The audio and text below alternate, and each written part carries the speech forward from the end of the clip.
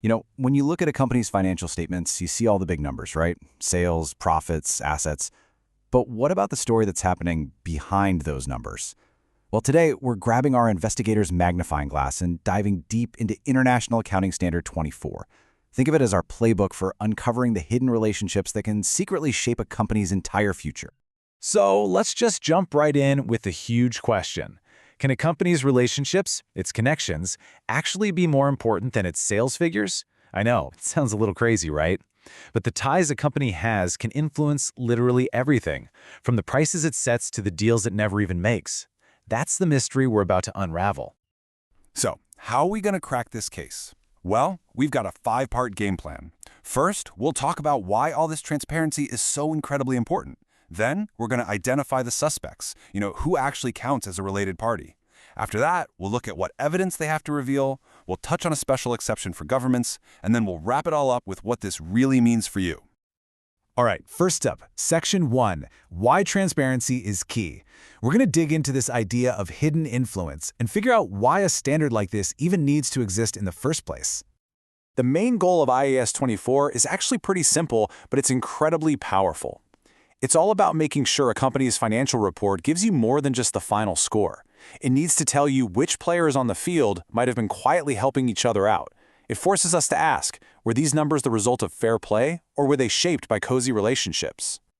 This slide right here really nails the fundamental problem.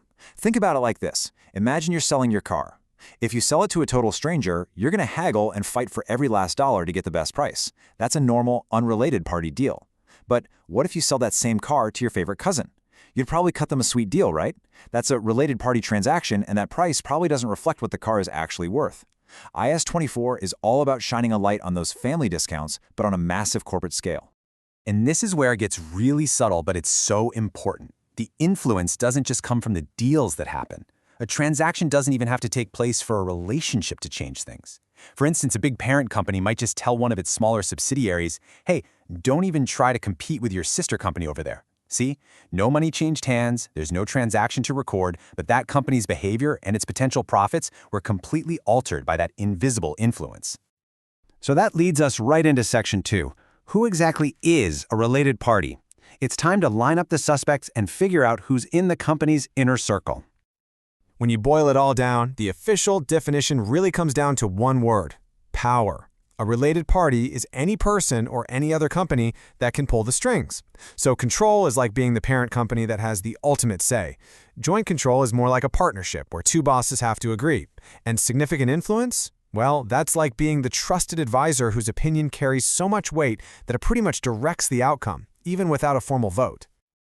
We can pretty much split these suspects into two main groups. First, you've got what I call the corporate family. This is all the straightforward stuff: the parent company at the top, its kids, which are the subsidiaries, and all the other relatives like associates and joint ventures. It's the direct family tree of the business. Heck, even the company's own pension plan is considered part of the family. Now, the second group is a little more tangled. This is what I call the web of influence, and this is where it gets really fascinating. We're talking about other companies that are controlled not by our main company, but by its top executives or their close family members. This web stretches the influence way beyond just ownership structures and deep into the realm of personal connections. And that brings us to a super important term you need to know: key management personnel. Basically, these are the top dogs, the big decision makers. We're talking about the board of directors, the C-suite, anyone who has the authority to plan, direct, and control where the company is going. They're the ones holding the map, which makes them and their connections central to our whole investigation. Okay, let's move on to Section 3, laying the cards down. So now that we know who we're looking for, what kind of evidence are these companies actually forced to put on the table for everyone to see? First things first, you follow the money. And when it comes to the key decision makers, companies can't just throw out a single lump sum number for their pay. Nope. They have to break down the total compensation package into these 5 specific categories. Everything from salary and bonuses to their pension plan and stock options has to be laid out. It gives you a much clearer picture of how the top brass is actually being rewarded. And this is huge. When a company does business with a related party, they can't just sweep it under the rug.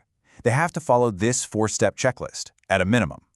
They need to disclose how big the deals were, how much money is still owed, whether they think they'll ever get that money back. and any losses they've already taken on these insider deals. For any financial detective, this is essential evidence. And just to be clear, we're not just talking about one specific kind of deal here.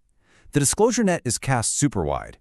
It covers everything from simple stuff like buying and selling goods all the way to complex financial maneuvers like loans, guaranteeing someone else's debt, or even just shifting R&D from one family company to another. Basically, if value is moving between related parties, it probably needs to be on the record. Okay, let's take a quick detour for a second into Section 4, the government exemption. This is a very specific rule for a very specific situation, but it's important to know about. The gist is this: if you have a company that's owned by the government, and it does business with another company that's also owned by that same government, it gets a bit of a break from some of the super detailed disclosure rules. The thinking here is that these kinds of transactions can happen so often that listing every single one would be just impossible. But, and this is a really big but, it is not a get-out-of-jail-free card. Not at all. The company still has to name the government it's related to, it has to give details on any single transaction that was unusually large or important, and it has to give a general idea of all the other business it's doing with its government-owned siblings. So the transparency isn't totally lost. All right, let's pull all these threads together in our final section. What this means for you. After all this digging, what's the verdict? Why should you care about any of this? Here's the bottom line. Understanding these hidden connections is absolutely essential if you want to see the real picture of a company's health. Sure, a company might look wildly profitable on the surface, but what if all of its sales are to its own parent company at crazy high prices? Is that success real? History is littered with corporate scandals where hidden relationships were used to cook the books. Knowing about them lets you judge a company's true risks and opportunities, not just the rosy picture they might be painting. And this, right here, this is the golden rule of financial investigation, straight from the standard itself.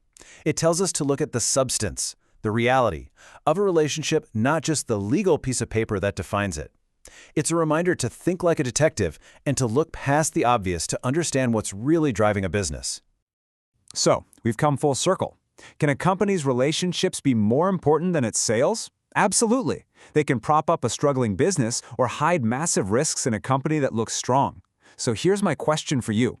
The next time you open up a company's annual report, are you just going to skim the big, flashy numbers? Or are you going to flip to the notes and read the fine print to uncover the real story?